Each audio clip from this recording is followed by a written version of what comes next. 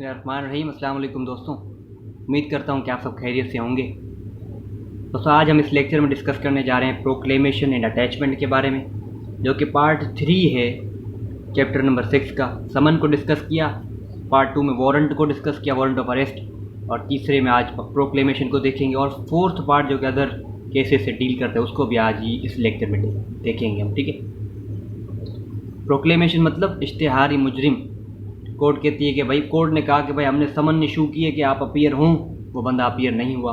हमने warrant of arrest issue किए मगर अरेस्ट होकर वो कोर्ट के सामने अपीयर नहीं हुआ। अब हम यानी कोर्ट जो है वो प्रोक्लेमेशन जारी करती है, प्रोक्लेमेशन पब्लिश करती है as an absconder against that person, कि वो बंदा भाग गया है, ही मैलिफाइडली इवेड्स।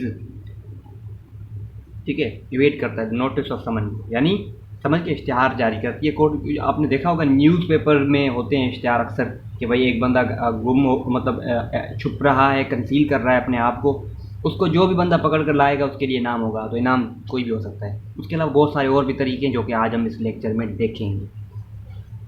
ठीक है, तो कोर्ट जो है वो सेटिस्फाइड है आफ्टर टेकिंग एविडेंस, सबूतों को मद्देनज़र रखते हुए कि भाई एक बंदा भाग गया है, समन पे नहीं आ रहा, वारंट ऑफ अरेस्ट पर भी नहीं आ रहा, तो कोर्ट प्रोक्लेमेशन जारी करेगी। रिटन प्रोक्लेमेशन होगा वो कि आप स्पेसिफाइड डेट प्लेस पर, वो प्रोक्लेमेशन में जो भी स्पेसिफाइड डेट होगी उस जो स्पेसिफाइड डेट पर, स्पेसिफाइड टाइम पर आप जो है with in 30 days of that proclamation आप जो है कोर्ट के सामने अपीयर हो। प्रोक्लेमेशन को पब्लिश करने के कुछ 3 तरीके हैं, इसी सेक्शन में मौजूद है, सेक्शन 87 में। कौन से तरीका? सबसे पहला कि भाई कॉन्स्पिक्यूअस प्लेस जो भी होगी, कॉन्स्पिक्यूअस प्लेस का मतलब कॉन्स्पिक्यूअस प्लेस का मतलब है कि कोई नुमाया जगह। ठीक है, एक ऐसी जगह जहाँ पर अगर कोई चीज़ हम कहेंगे तो लोग बहुत सारों को उस चीज़ के बारे में पता चल जाएगा। ठीक है, तो ये उस कॉन्स्पिक्यूअस प्लेस पर दोस्तों जो है वो रीड किया जाएगा उस प्रोक्लेमेशन को कि भाई पर्सन ए भाग गया है, उसको जो भी अरेस्ट करेगा, जो भी उसको देखे वो कोर्ट के सामने उसको लाए। अगर इनाम है तो इनाम के बारे में बताया जाएगा। तो एक ये। दूसरा ये दोस्तों कि उसी कॉन्स्पिक्यूअस प्लेस, मतलब वहाँ का जो टाउन विलेज जहाँ पर भी रीड किया है, उसी कॉन्स्पिक्यूअस प्लेस पर उस प्रोक्लेमेशन की एक कॉपी को एफिक्स कर दिया जाएगा, चिपकाया जाएगा। ठीक है, चिपसा किया जाएगा। और तीसरा है कि कोर्ट के आते में, तो कोर्ट की भी कोई कॉन्स्पिक्यूअस प्लेस होगी ना, वहाँ पर भी उस प्रोक्लेमेशन की कॉपी को एफिक्स किया जाएगा। तो ये तरीक़ेकार हैं। ठीक है, और जब ये काम हो गए, यानी प्रोक्लेमेशन पब्लिश हो गई, तो फिर कोर्ट एक रिटन स्टेटमेंट लिखेगी, WS लिखेगी। यहाँ पर सिविल में होता है अक्सर के, सिविल केसेस में क्या रिटन स्टेटमेंट होती है, मगर क्रिमिनल केसेस में यहाँ पर अंडर सेक्शन 87 सब सेक्शन 3 है, इसके अंदर भी रिटन स्टेटमेंट होती है। मगर ये रिटन स्टेटमेंट बिल्कुल वो सिविल की तरह नहीं है। यहाँ पर रिटन स्टेटमेंट जब कोर्ट ने लिखी तो इसका इफेक्ट ये होगा, इसका मतलब ये है कि कोर्ट कहना चाह रही है कि हमने ड्यूली पब्लिश कर दिया है प्रोक्लेमेशन को ऑन स्पेसिफाइड डेट, और ये एक कंक्लूसिव और फाइनल प्रूफ है कि हमने प्रोक्लेमेशन को लीगली एक तरीक़ेकार प्रोसीजर के थ्रू ही पब्लिश किया है। तो दोस्तों नेक्स्ट है सेक्शन 88, जो कि बात करता है अटैचमेंट के बारे में। अटैचमेंट का मतलब होता है जब्त करना। ठीक है, प्रॉपर्टी को जब्त करेंगे यहाँ पर, और इसका एक्चुअल मतलब भी यही है, लिटरल मीनिंग में भी, कि अटैचमेंट यानी जब्त करना। दोस्तों जब प्रोक्लेम हो गया कि भाई एक बंदा इश्तिहारी मुजरिम है, तो प्रोक्लेमेशन होने के बाद किसी भी वक्त कोर्ट जो है वो अटैच कर सकती है उस बंदे की प्रॉपर्टी जो कि एब्सकॉन्डर है, जो अपने आप को कंसील कर रहा है, उसकी प्रॉपर्टी को अटैच कर सकती है। प्रॉपर्टी कौन सी? मूवेबल भी हो सकती है, इमूवेबल भी हो सकती है, या दोनों भी हो सकती है। अब बात है जुरिस्डिक्शन के, भाई किस इलाके से प्रॉपर्टी अटैच जो है वो हो सकती है, इसको थोड़ा बोर्ड पर समझ लेते हैं। दोस्तों जुरिस्डिक्शन का मामला इस तरह है कि सपोज कर ये एक डिस्ट्रिक्ट है, ये दूसरा डिस्ट्रिक्ट है, ये है कोर्ट ए। कोर्ट ए ने इशू किया था प्रोक्लेमेशन, पब्लिश किया था पर्सन एक्स के अगेंस्ट। ठीक है, कि भाई एक्स को अरेस्ट करना है, इसको जहाँ भी देखो इसको पकड़ो और कोर्ट के सामने लाओ। पर्सन एक्स जो है वो मिल नहीं रहा है, लेकिन उस पर्सन एक्स की जो प्रॉपर्टी है वो उसी डिस्ट्रिक्ट में है जिस डिस्ट्रिक्ट में वो कोर्ट है जिसने प्रोक्लेमेशन पब्लिश की थी। तो अब क्या होगा कि ये कोर्ट इस प्रॉपर्टी को इसी डिस्ट्रिक्ट के अंदर ही अटैच करा लेगी। ऐसे बताइए, ये तो सिंपल रूल है। लेकिन अगर इस कोर्ट ए ने प्रोक्लेमेशन पब्लिश किया लेकिन पर्सन एक्स मिला नहीं, और पर्सन एक्स की प्रॉपर्टी उस डिस्ट्रिक्ट में नहीं है जहाँ जिस डिस्ट्रिक्ट की कोर्ट ने प्रोक्लेमेशन इशू किया था, तो इसकी प्रॉपर्टी कहाँ है, किसी दूसरे डिस्ट्रिक्ट में है, तो इसको भी अटैच किया जा सकता है। लेकिन कंडीशन ये है कि वहाँ की उस डिस्ट्रिक्ट की जो सेशन कोर्ट होगी, उस सेशन कोर्ट से एंडोर्समेंट करानी होगी, ठीक है, एंडोर्समेंट लेनी होगी, सिग्नेचर चाहिए होगी उस सेशन कोर्ट की कि आप जो है वो एंडोर्स करें कि हम इस प्रॉपर्टी को अटैच करें। तो ये सिंपल जुरिस्डिक्शन का फंडा। तो दोस्तों अब जो है अब है कि भाई अगर अटैच करना है तो मेथड ऑफ अटैचमेंट क्या होगा, तो उसका मेथड ये है कि भाई अगर प्रॉपर्टी मूवेबल है, मूवेबल यानी जो मूव कर सकती है, मोटरसाइकिल हो गई, कार हो गई, तो ये मूवेबल है। इनको अटैच करने का तरीक़ेकार क्या होगा कि आप उसको इस तरह कर सकते हो कि भाई सीज कर लें उस प्रॉपर्टी को, मूवेबल प्रॉपर्टी, डेट जो है ना, कर्जा, वो भी मूवेबल प्रॉपर्टी है, ठीक है, तो उस प्रॉपर्टी को आप डायरेक्टली सीज कर दो या अपॉइंट कर दो रिसीवर को अपॉइंट करने से भी वो प्रॉपर्टी अटैच की जा सकती है। रिसीवर पर पूरा एक मैंने लेक्चर बनाया हुआ है, उसकी लिंक डिस्क्रिप्शन में दी हुई है, आप वहाँ से चेक कर सकते हो, ठीक है।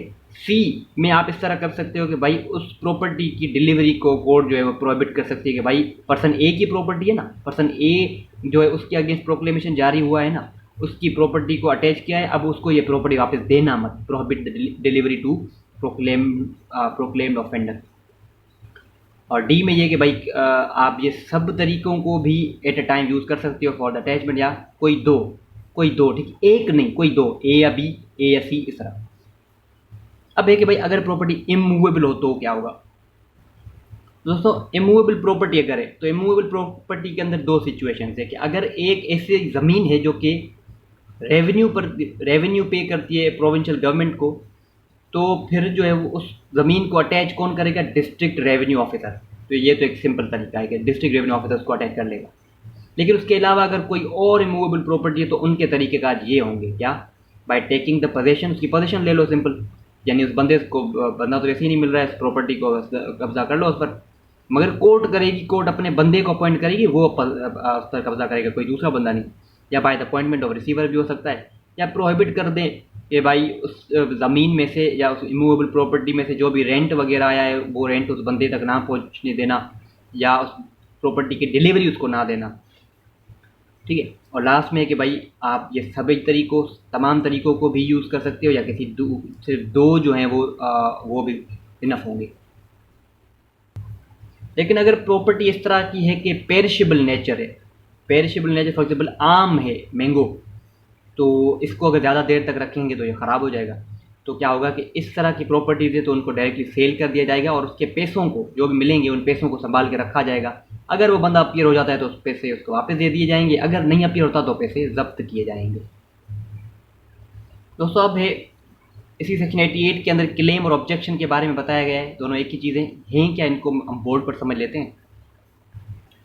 दोस्तों क्लेम और ऑब्जेक्शन इस तरह के, भाई पर्सन ए था, उस पर्सन ए की प्रॉपर्टी अटैच हो गई, लेकिन पर्सन बी अचानक आता है और वो कहता है कि आता कब है, with in 6 months of attachment, property attach हो गई लेकिन 6 महीनों के अंदर ही पर्सन बी आता है कोर्ट में, और कोर्ट के अंदर कहता है कि ये जो हिस्सा है ना, ये हिस्सा, ये वाला हिस्सा पर्सन ए का है और ये हिस्सा मेरा है, यानी ये पर्सन ए का हिस्सा है और ये मेरा हिस्सा है बी का, ठीक है। तो बी कहता है कि आपने मेरी प्रॉपर्टी जिसमें मेरा इंटरेस्ट है उसको अटैच क्यों किया, इसको काइंडली रिलीज़ किया जाए। तो कोर्ट दोस्तों इंक्वायरी करेगी, देखेगी कि वाकई में हिस्सा है पर्सन बी का, इंटरेस्ट है पर्सन बी का या नहीं, और अगर है तो अलाउ कर देगी उस ऑब्जेक्शन को, क्लेम को, और अगर नहीं है हिस्सा तो डिसअलाउ कर देगी।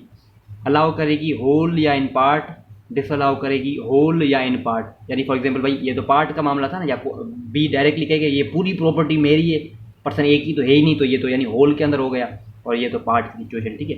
तो इस तरह क्लेम और ऑब्जेक्शन अराइज हो सकते हैं, लेकिन विद इन 6 months, ठीक है दोस्तों। क्लेम तो वो कर रहा है, लेकिन क्लेम कहाँ करेगा, तो दो सिचुएशन है कि भाई अगर जिस कोर्ट ने इशू किया है तो उस कोर्ट में प्रोक्लेमेशन जिसने, यानी प्रॉपर्टी जिसने अटैच कराया है जिस कोर्ट ने, उस कोर्ट के सामने जाएगा और अपना क्लेम कर देगा। जिस तरह हमने पहले सिचुएशन देखी, डिस्ट्रिक्ट एक डिस्ट्रिक्ट में कोर्ट, दूसरी डिस्ट्रिक्ट में कोर्ट, इस तरह।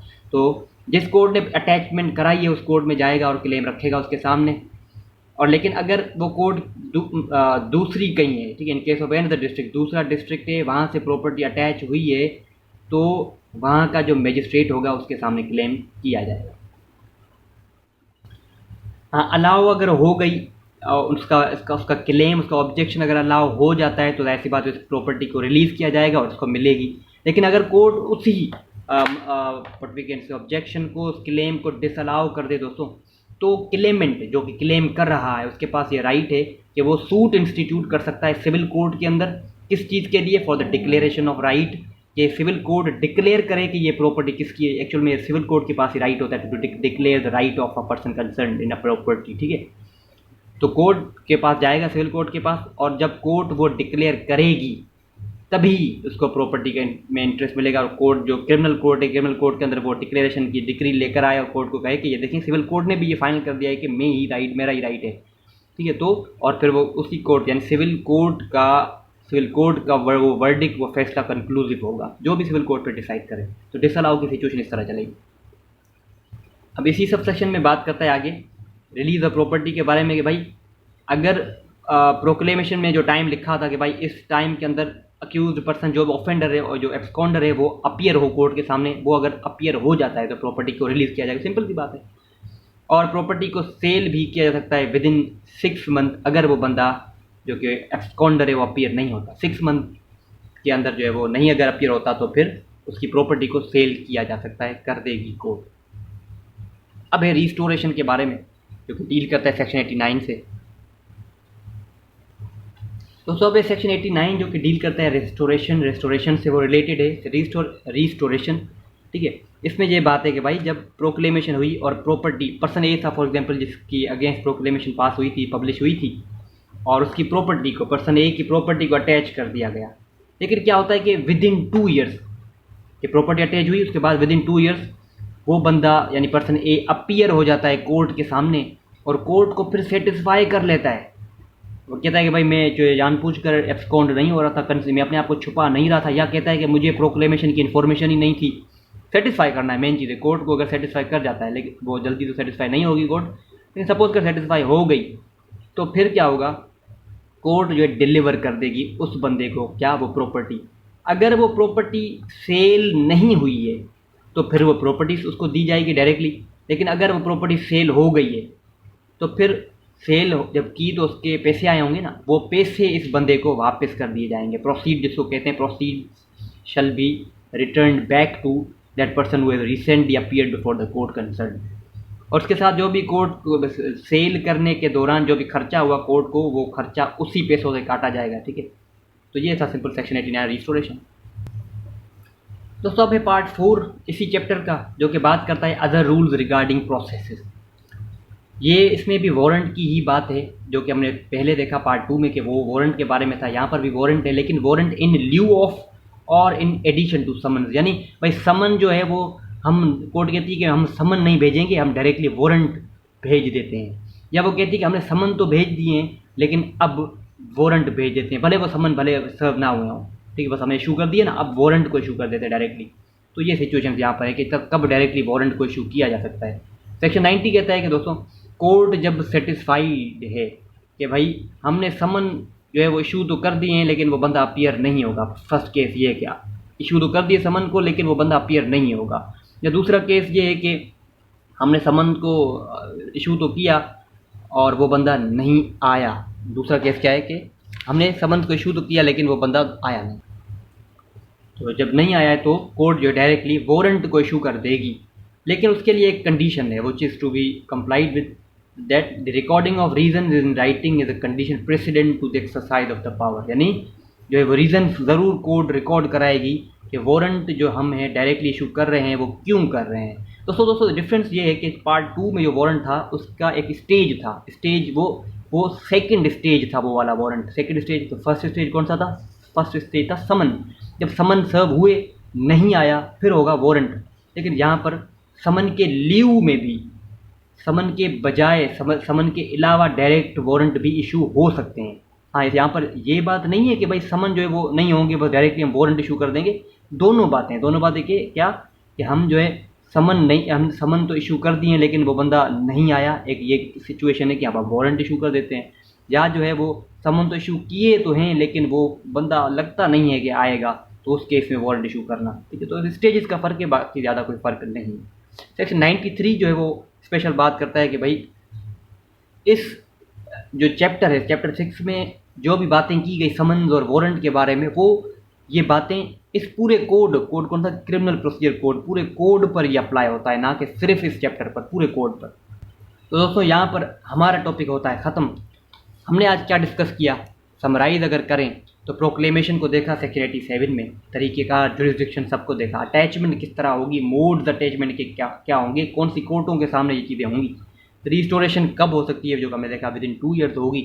और उसके बाद हमने अदर रूल्स भी देखे कि वारंट जो है वो डायरेक्ट किस सिचुएशंस में इशू हो सकते हैं, इन ल्यू ऑफ समन या इन एडिशन टू भी समन। थैंक यू डियर फ्रेंड्स, खुदा हाफ़िज़, अस्सलाम वालेकुम। बाकी अपॉइंटमेंट और रिसीवर की पावर्स, वो तमाम चीज़ें एक लेक्चर में मैंने समाई हुई हैं, जिसकी लिंक डिस्क्रिप्शन में दी हुई है। Thank you.